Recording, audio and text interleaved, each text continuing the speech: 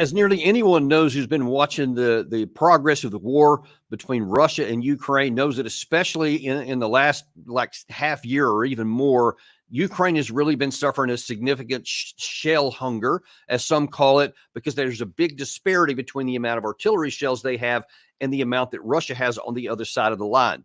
You've also seen, as we've talked about many times in previous episodes here, that there is a logjam in Congress where the president on down has been trying to get, especially the House of Representatives, to pass a bill to get a lot of funding to go for the Ukraine war. A lot of that is supposed to go to artillery.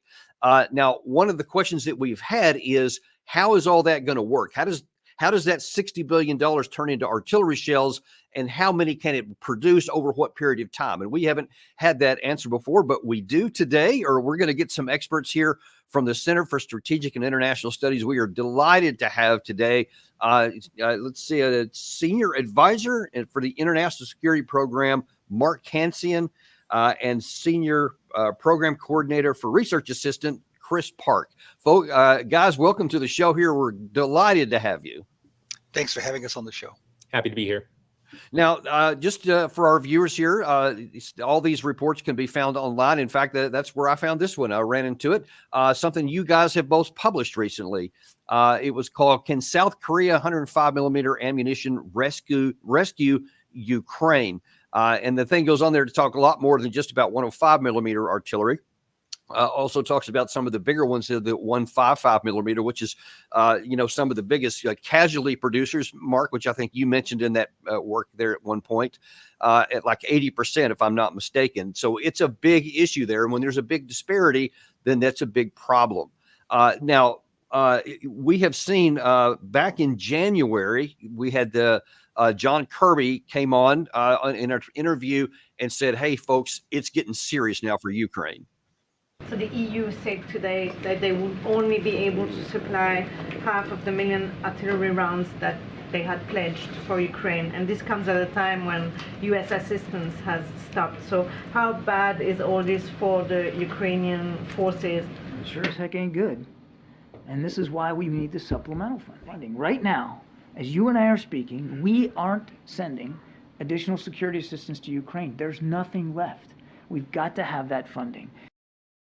Now, the following month, President Zelensky was interviewed talking about what his plans are for the year, and he added this.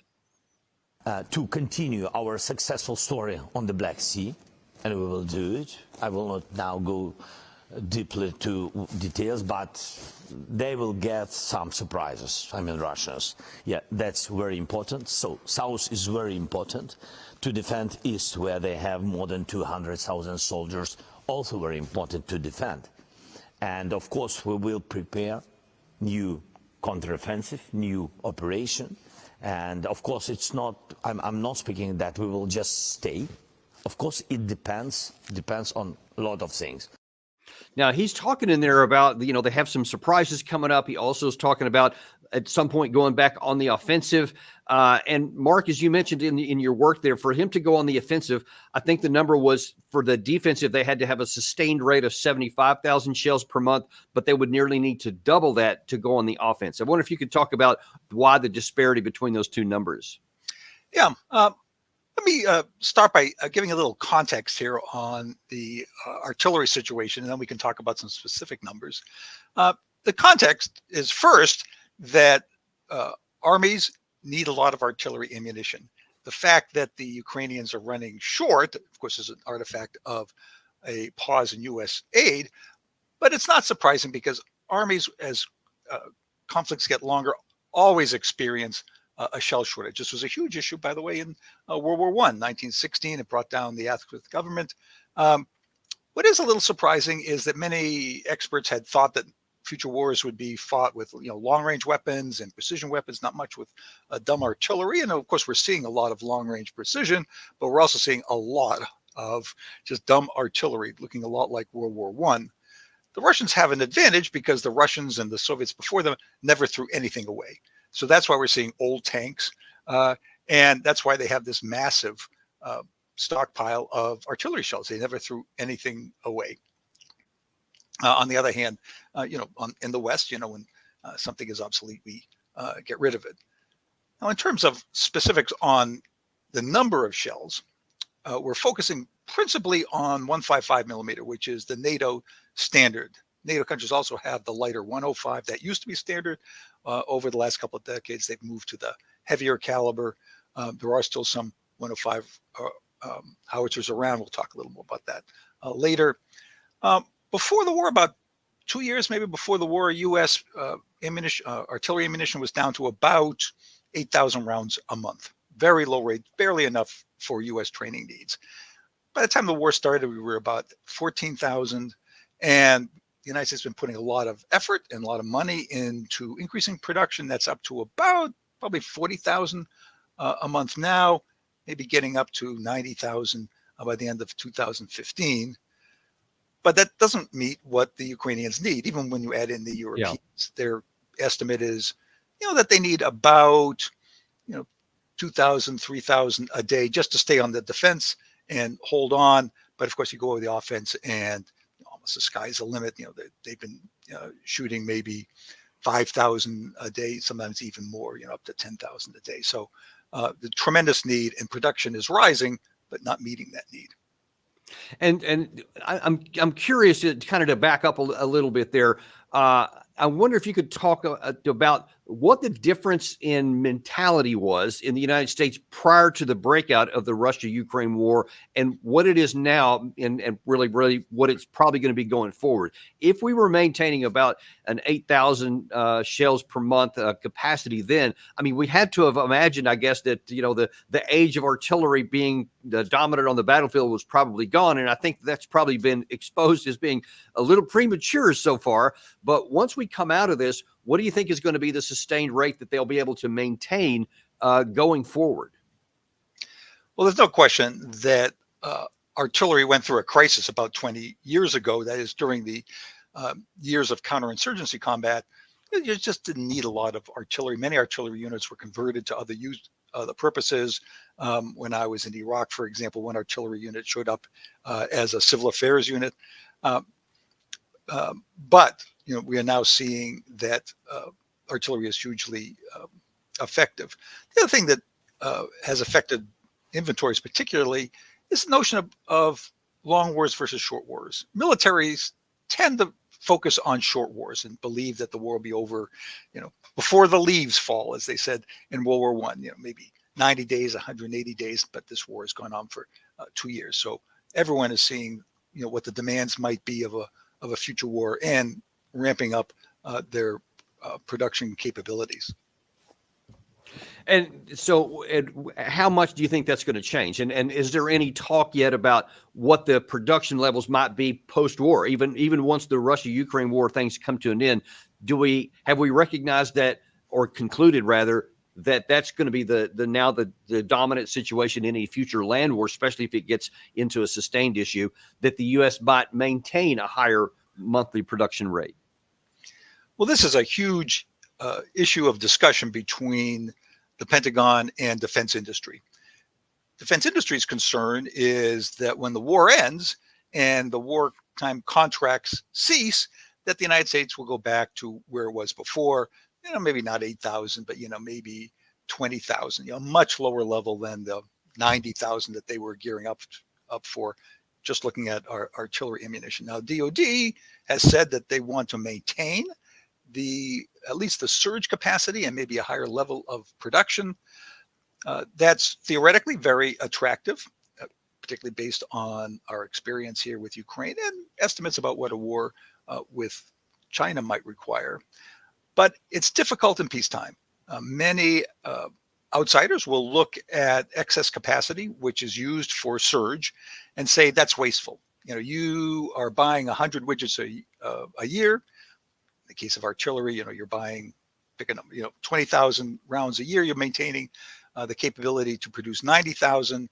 That's wasteful. Let's get rid of the waste. Right. It's an acquisition abuse, and it also costs a little money. So between criticisms about surge capability being wasteful and just the cost of maintaining it, it's been hard in the past.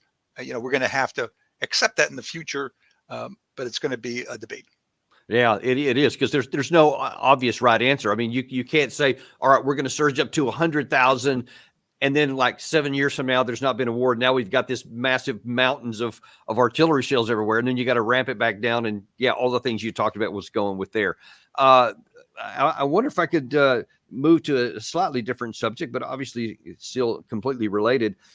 Chris, in terms of what can be done in the immediate term right now related to that money that was that they were talking about, this $60 billion, but more closely or more recently, a couple of tranches of 300 million have been found by the U.S. government. And then the question is, what can be done with those? First of all, here's Jake Sullivan talking, first of all, on March the 12th about that first tranche. On behalf of President Biden, I'm announcing an emergency package of security assistance of $300 million worth of weapons and equipment to address some of Ukraine's pressing needs. This is possible because of unanticipated cost savings in contracts that DoD negotiated to replace equipment we've already sent to Ukraine through previous drawdowns. When we sent Ukraine weapons last year, we negotiated contracts to replenish those weapons in U.S. stockpiles. We budgeted the full amount of appropriated funds for those contracts. It turns out we negotiated well. Those contracts came in under budget, so we have a modest amount of funding available. And to put a fine point on it, we're able to use these cost savings to make this modest amount of new security assistance available right now without impacting U.S. military readiness. And Secretary of State Austin, about a week later, talked a little bit of detail about what that money is going to buy. Ukraine won't back down, and neither will the United States. The United States will not let Ukraine fail. Just last week, the United States announced additional security assistance for Ukraine valued at $300 million. This is an extraordinary measure to support Ukraine's most pressing needs for air defense, artillery, and anti-tank capabilities. We were only able to support this much needed package by identifying some unanticipated contract savings. So, Chris, so you got some unanticipated contract savings. You got some money that you didn't know you were going to have. How does that translate into more artillery shells and whatever is being produced on any given month? Right. So, I mean, we talked about the $60 billion supplemental package being debated in Congress today, the $300 million package that the Biden administration announced in March. Both of those, especially the $300 million package, provide more or less a short-term relief for in terms of munition supply and other military equipment that Ukraine needs in holding the line today.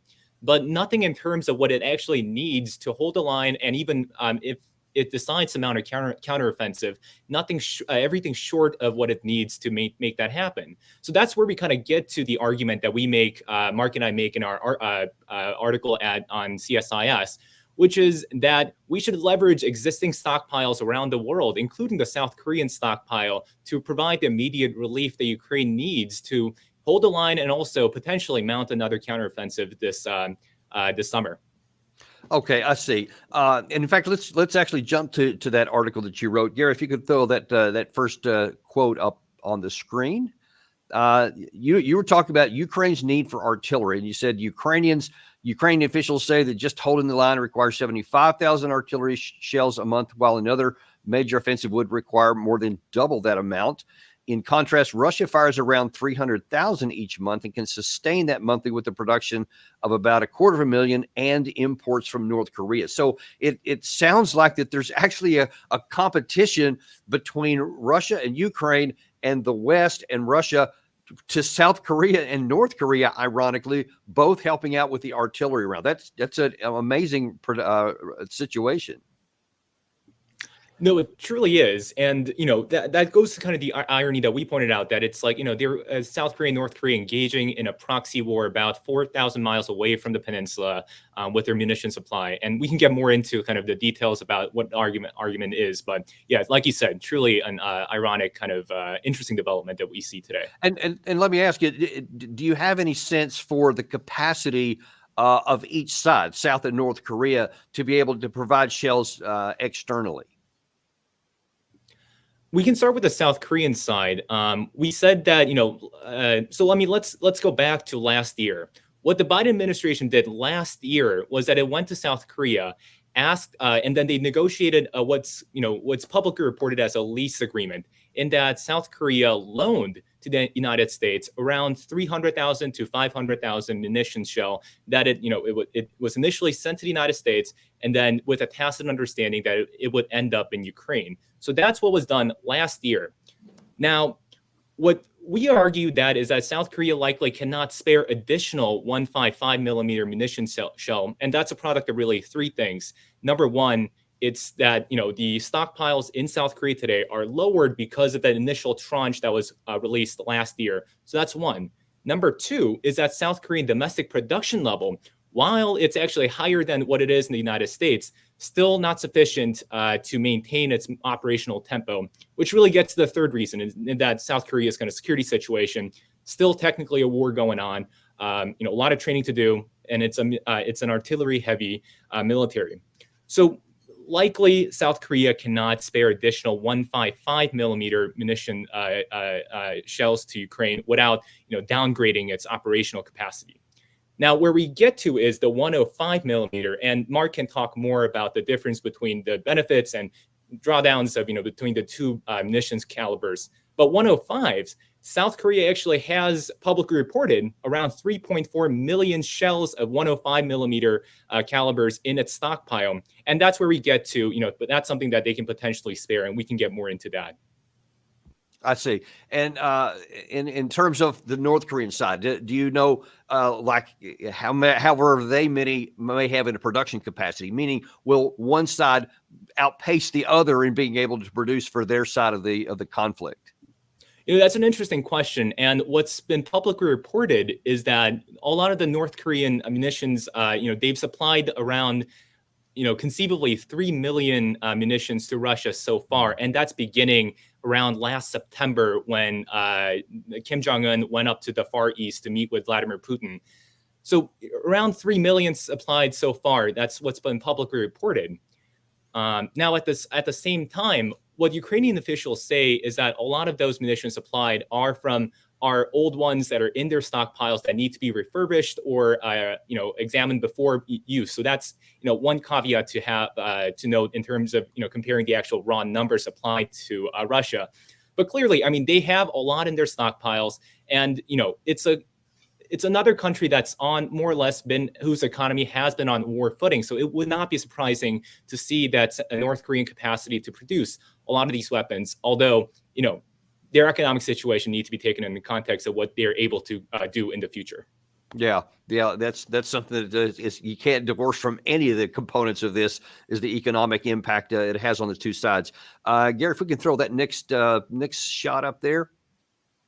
Mark, one of the things that I wanted to ask you about here was this $60 billion keeps getting brought up. And here you mentioned it in the article, the $60 billion supplemental Ukraine funding being debated in Congress would sustain Ukrainian resistance for many months. It would also help the United States increase monthly shell production rates to 100,000 by the end of 25, up from the current mostly output of around 30,000, which I think you said may now be at 40.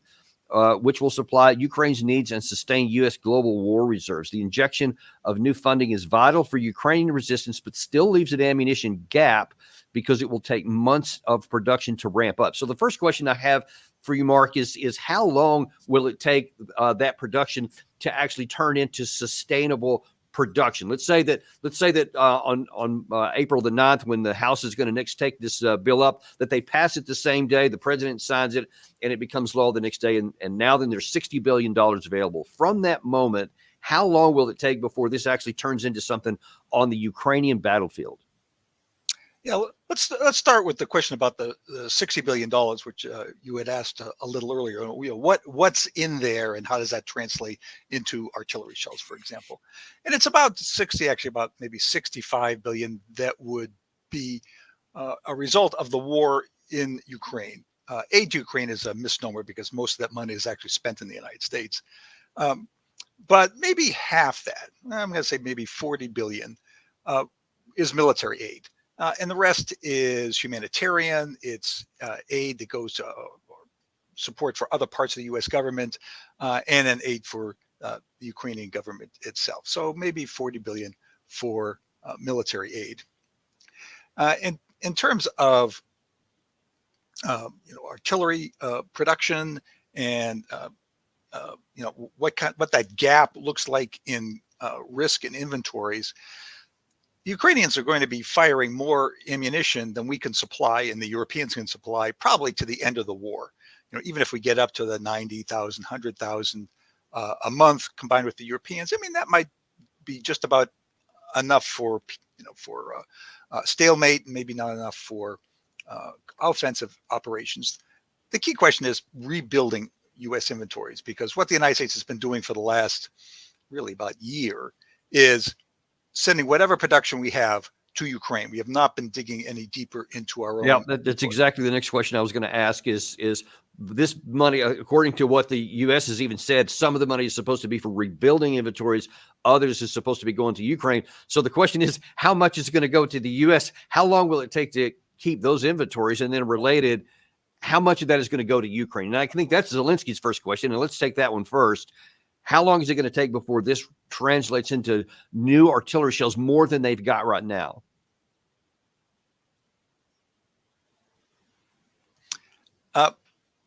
Okay. I think you're going to see the shipment of artillery shells immediately. That is, as soon as the United States, the Congress passes additional funding, then the administration will send whatever our current production is every month to Ukraine, and then we'll have the money to replace that. You have to keep in mind that there are really sort of three pots of money which get confusing.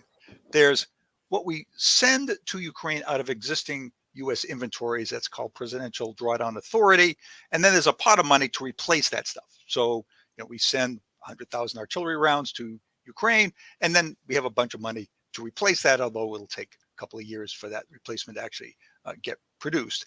There's a separate pot of money. It's called USAI, and that is money that does a bunch of things, but one of the things is gives Ukraine funding to contract directly with defense industry, and they're buying some artillery shells, they're buying HIMARS and a bunch of weapon systems.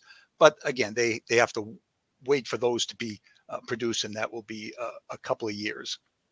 I see. And Chris, how do you see the I guess the distribution getting from the various places into Ukrainian hands, and will the need to simultaneously rebuild U.S. inventories or European, if it comes from there, diminish how many is even possible to get to the Ukraine side? Because that has real operational impacts for Zelensky, whatever he may be having in mind if he wants to do an offensive in 2025, should the war last that long. I mean, he's got to know he's got the shells. And so how can we find out if we can even produce as many as you say would be necessary for an offensive? Yeah, so I mean, Mark can speak more towards kind of the ongoing efforts in terms of rebuilding the U.S. stockpile and getting stuff from the United States to Ukraine. What I can speak about is what we can do with the South Koreans, which is that, based on public reporting, in U.S. media outlets of the classified documents that are leaked last year in the Discord leaks, what we know is that when the agreement with the South Koreans were made last year, it was around March or February of last year to send the 300,000 155 millimeter munition shells to Ukraine. Part of that were actually airlifted to U.S. bases in Germany, and then moved onwards into different be it U.S. stockpile or directly to Ukraine. So what I can say is that based on what happened last year, we can expect that if there were an agreement with the South Koreans again to use South Korean stockpiles to send to Ukraine, those deliveries could be, made conceivably pretty fast. And but like I said, Mark can speak more towards kind of the rebuilding of the U.S. stockpile and getting the U.S. stuff to Ukraine. And Mark, let me just jump on that then, because I don't know the total number. I think I've read when you're talking about 155 and 105s, it's somewhere around 3 million that we've gotten out of our inventory from the beginning. And one of the questions I've not heard, or one of the answers I've not heard postulated anywhere, is what was our inventory on the 23rd of February, 2022? What should it be? And how long will it take it to get back again to something that we're comfortable with? Because I'm presuming that we had in excess, which is why we were able to throw. So maybe that doesn't require, our operational capacity, but obviously 3 million less is 3 million less, no matter how you want to cut it. So how long do you project, based on, your best estimate, and you can never predict Congress shoveling out money, but how long do you think it'll take to get U.S. inventories back to a comfortable level? Well, first, we don't really know what the U.S. inventory was before the war began. We do know that the United States has what they call committed 3 million rounds to Ukraine. Now, committed is a squishy term because it means both rounds that have been shipped and rounds for which they've signed a contract but will not be produced for 2 or 3 years. Probably the best guess is that we've shipped 2 million and maybe we have another million on contract. I think we can say that as long as the war is going on, we're not going to be rebuilding any inventories. The United States drew down its inventories as far as it felt comfortable. And the Pentagon has said, there is risk associated with those weren't unnecessary. And what we've done is we've taken some risk on our existing war plans for other parts of the world, Korea, for example. But they took them down to a number that, they felt the risk was acceptable, but that's the number they don't want to go below. The reason I say that the inventories won't be rebuilt as long as the war is going on is that we are shipping whatever we produce in a month, we send it to the Ukrainians. And that's true of artillery, that's true of javelins, it's true of stingers, it's true of a lot of things. Yeah. That is, we don't want our inventories to get lower, but whatever we produce, we'll send them over there. But as you've seen from the numbers, if they're shooting 150,000 a month and we're sending them 40,000, a number which will rise, there's still a deficit there. Yeah. So when the war ends, and if we're up at about 100,000 a month and can keep that going, say about 3 years after the war ends, we will have rebuilt our stockpiles and maybe increase them a bit based on what we've learned from this conflict. Okay, let's shift on to the next part of your article there, specifically about the Koreas. Gary, if you can throw that last call out up. You wrote that, however, South Korea likely cannot spare much more 155 millimeter shells without risking shortages of its own fight for survival. Like Ukraine, South Korea confronts a threatening and hostile neighbor while armed with a limited munitions stockpile and constrained production capacity. Indeed, some publicly available reports suggest South Korea could face munition shortages within a week of conventional conflict with North Korea. Estimates put South Korea's annual production rate at around 200,000 155 shells per year. Ukraine's armed forces are about the same size as South Korea's. Fire that many projectiles in a month of heavy fighting. So there seems to be, I guess, a big gap here, even in what's capacity capable from the South Korean side to the North Korean side, because they have some number, really, like Mark was talking about with the U.S., we have some number below which we won't be comfortable. They apparently also do. So the question is going to be, maybe no one knows this because it's probably classified, but what is that level that they would be comfortable going down to, and how much room is there between now and there to ship off to South Korea, no matter how much money we have? Right. Like you said, numbers are probably classified, but what we base our argument on is what our best guess and what's publicly out there. And that's where we really get to the 105s, the lower caliber of artillery shells that are, in the stockpiles for a long time. So, some of them are likely nearing its expiration date. South Korea is, like most Western militaries and NATO countries, are transitioning most of their artillery units to operate 155 millimeter self-propelled howitzers away from the 105 millimeter towed howitzers. And actually originally planned to retire most of their 105 millimeter howitzers by 2020. Eventually, what they realized was that they still have around over 3 million 105 millimeter munitions in their stockpile that they ought to use up. So instead of letting all that go to waste, what they did was they mounted a refurbished towed 105 millimeter howitzer onto a 5-ton truck to make it a mobile howitzer. They have around 200 of those in operation today. But that comes nowhere close to depleting that 3.4 million 105 munitions in the stockpile. So that's where we get to our argument, which is that that's the stockpile that the Biden administration may want to consider tapping in order to aid Ukraine rapidly. And do you have any knowledge about how that plays out tactically on the ground? Because obviously the 105s have a lot shorter range than the 155 millimeters, so you got to be closer to the line of combat. And then the risk of being seen or the risk of the drones or whatever, which I guess is kind of ubiquitous there. But do you have any sense of how the tactical dynamics of the 105 vs 155 plays out for the Ukraine side on the ground, Mark? Yeah, you have to keep in mind that for many, many years, the 105 was the standard artillery howitzer. So it's not that these are really inferior, but they've been replaced by the 155s, which have longer range and also have a much wider variety of projectiles available. It does mean that the 105s are probably better on defense because on the offense, you have to put them further forward because of their range limitations. But these are not bad howitzers. The United States still has some in its own inventories, although those are mostly, in fact, I think entirely in light units like paratroopers, 82nd Airborne, and some of the light infantry like the 10th Mountain. I see.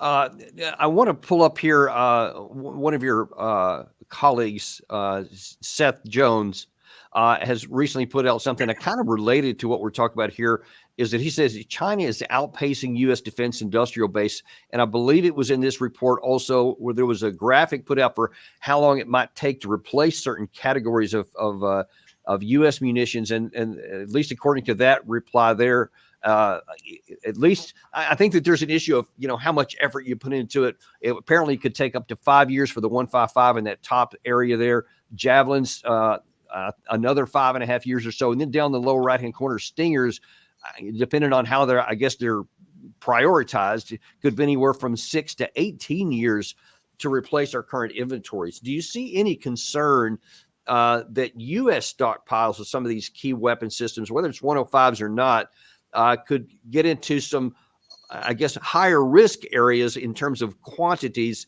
if the war in Ukraine continues going on?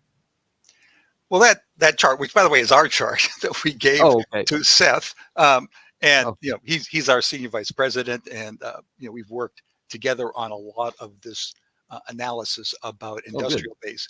So yes, we can talk to that chart, but it says I think what we've been discussing that is it's going to be very difficult in many of these areas to rebuild inventories while the war is going on, because we're sending to Ukraine everything we produce and not holding any back. And that was the assumption inside that table. That is, we will start rebuilding our inventories when the war ends, and you can see how long that would take. It depends on the particular systems, but it's going to be many years before we can do that.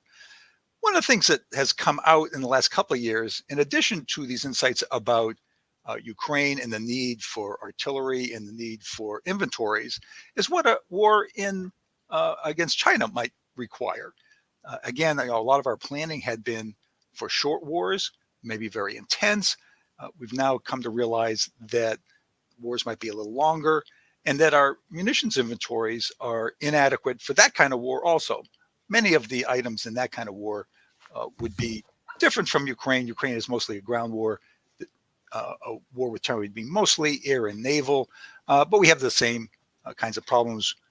We ran a war game looking at a U.S.-China conflict. We ran it 25 times. That report is also online. And there were a couple of U.S. munitions, some critical munitions, that ran out in the first week. And sometimes they even ran out in the first couple of days. So that also has put attention on the industrial base and the need for adequate both surge and inventories. Yeah, and as a matter of fact, I'm really glad to hear that was part of your stuff there, because I am in significant desire to actually have you back on again later on to talk expressly about that in the Asia Pacific area, because I think there's some real implications for U.S. national security and the need to adjust our industrial base and how we even prepare for war to adequately deter. But I don't want to jump ahead of myself here. But the last thing I want to leave here is that kind of to get your view on how you see this stuff playing out, because we had just I think a week or so ago in another interview, Zelensky said this about his current status of artillery shells. We have almost no artillery remaining. last month you said if we have American support, we will win. If we don't have American support, we will lose. It's true. So the question is, if he's running out right now and they're still on the defensive, whether this or whenever this 60 billion or whatever it turns out to get, is $60 billion going to be enough based on the fact that not all that's going to Ukraine to turn that situation around? What do you think? There are two questions here. I mean, the first one is the $60 billion enough to keep Ukraine from losing? And the answer to that is certainly yes. Without that money, Ukraine will lose. And I'll come back to that in a second. The question about what it will take to win is one that's hotly debated. There are some people who argue that with the 60 billion that Ukrainians might be able to rebuild their military capability for another counteroffensive. Some people argue that we need to ramp up our support and the Europeans need to do the same in order to be able to break through the Russian defensive zones, which have turned out to be quite formidable. That we can get into that discussion, but there's no question that the Ukrainians would lose without the U.S. aid. And on artillery in particular, Zelensky says that they're almost out of artillery projectiles. You have to keep in mind that militaries don't just run out of ammunition. What happens is that they have to increasingly prioritize what they shoot at. So in other words, if the Ukrainians have 10,000 rounds a day to shoot, they can shoot at everything. They can shoot at suspected Russian locations. They can shoot at locations just to harass the Russians. But as they have fewer, they have to prioritize. So maybe they only shoot at verified targets. In other words, those situations where they know that there are some Russians there. But if they have even fewer, maybe they only shoot at targets, not just where the Russians are, but maybe when the Russians are actually attacking. Although they won't be running out, the amount of risk that the forces have to endure increases. I see. Well, for their sake, we have to hope that this stuff gets done loose. We'll see starting on the 9th of April, I think, when the next time the House starts bringing this back up. And I'm sure Zelensky will be watching it a lot closer than I will. But Mark and Chris, thank you so much for coming on today. This has been extremely illuminating. And truly, we do hope we can have you back on to talk about the Indo-Pacific area in the future, because I think there's a lot of information there that we need to pass along to our folks here. Thanks for coming on today. Really appreciate it. Happy to do it. Thanks for having us. And thanks for having you too. We always appreciate you guys joining. We never take you for granted.